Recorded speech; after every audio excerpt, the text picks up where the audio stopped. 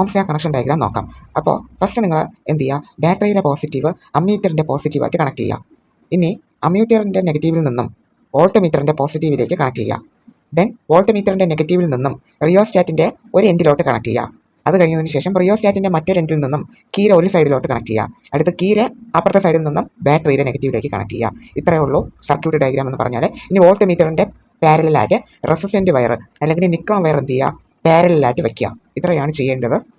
പിന്നെ റിയോസ്റ്റാറ്റിലാണെങ്കിൽ നമുക്ക് മൂന്നിടത്ത് കണക്ട് ചെയ്യാനായിട്ട് സാധിക്കും. താഴെ രണ്ടിടത്ത് കണക്ട് ചെയ്യാൻ സാധിക്കും. പിന്നെ ടോപ്പിൽ ഒരു സൈഡിൽ കണക്ട് ചെയ്യാനായിട്ട് സാധിക്കും. നിങ്ങൾ താഴെ ഒരു സൈഡിൽ കണക്ട് ചെയ്ത് കഴിഞ്ഞാൽ അടുത്ത സെറ്റ് നിങ്ങൾ എന്ത് ചെയ്യുക, ടോപ്പിൽ ആ ഒരു എൻഡിൽ കണക്ട് ചെയ്യുക. രണ്ടും താഴെ കണക്ട് ചെയ്യരുത്. ഒരെണ്ണം താഴെ കണക്ട് ചെയ്യുകയാണെങ്കിൽ മറ്റെന്താണ് മുകളിലെ ആ ഒരു ഇതിൽ കണക്ട് ചെയ്യാനായിട്ട് ശ്രദ്ധിക്കുക. എല്ലാം കണക്ട് ചെയ്തതിന് ശേഷം കീ എന്ത് ചെയ്യുക, ക്ലോസ് ചെയ്യുക. അപ്പോൾ കീ ക്ലോസ് ചെയ്തിട്ട് റിയോസ്റ്റാറ്റിനെ എന്ത് ചെയ്യുമ്പോൾ അഡ്ജസ്റ്റ്മെൻറ്റ് വരുത്തുമ്പോൾ എന്താണ് അമ്മീറ്ററിനും വോൾട്ട് മീറ്ററിലും അതിനനുസരിച്ചുള്ള റീഡിങ് നിങ്ങൾക്ക് കാണിക്കും. സോ ഇതിൻ്റെ അടിസ്ഥാനത്തിൽ നിങ്ങൾക്ക് 2-3 സെറ്റ് ഇതേപോലെ എടുക്കാനായിട്ട് സാധിക്കും.